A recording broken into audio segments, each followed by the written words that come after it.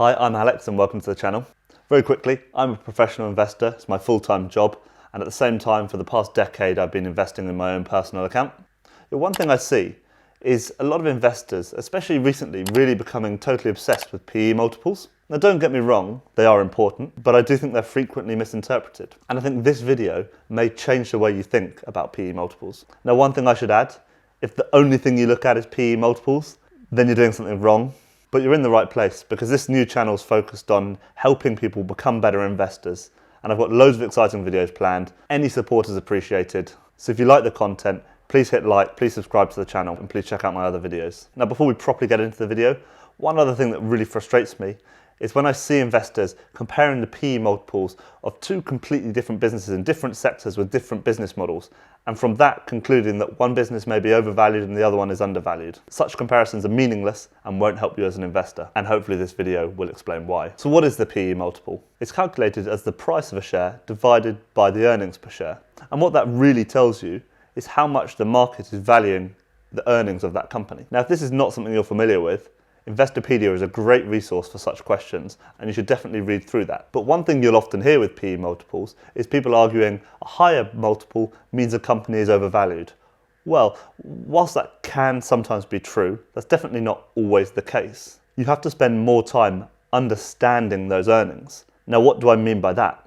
What are the quality of earnings? And by this I mean, how resilient, how secure are they? Not all earnings are equal. Now, before I give you examples of this, let's look at why resilience is so important. As can be seen in this chart, the most resilient companies are those which outperform the market by the greatest amount. So as investors looking to grow our portfolio value, those are the companies we should be seeking to invest into. In addition, as can be seen on this chart, dividends paid by companies will decrease. And because many companies' valuation is underpinned by the fact that they do pay a dividend, we will see those companies which do decrease their dividend or do cut their dividend decrease in valuation by the most.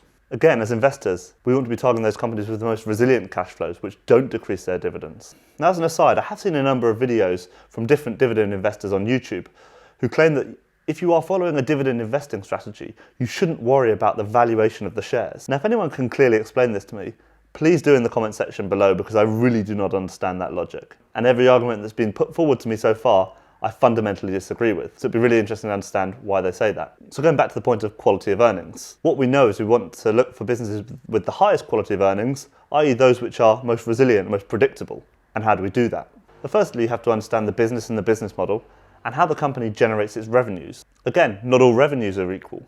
Are revenues generated from long-term contracts with customers on a subscription basis, which are more resilient? Or instead is it one-off sales of high price point products to consumers, which is part of discretionary expenditure? Those are obviously less resilient. Now, this element alone is captured in the PE multiple. Let's look at Netflix, for example. Now, the last time I looked, their PE was anywhere between 85 and 90 times. Now, why is that? It's a subscription model. There's good visibility over the revenues and the market's growing highly. So let's contrast that to Burberry, the luxury goods brand. They're selling high price point items, which really is purely discretionary expenditure, which historically in downturns and in current conditions is much, much less resilient. People aren't making those large discretionary purchases.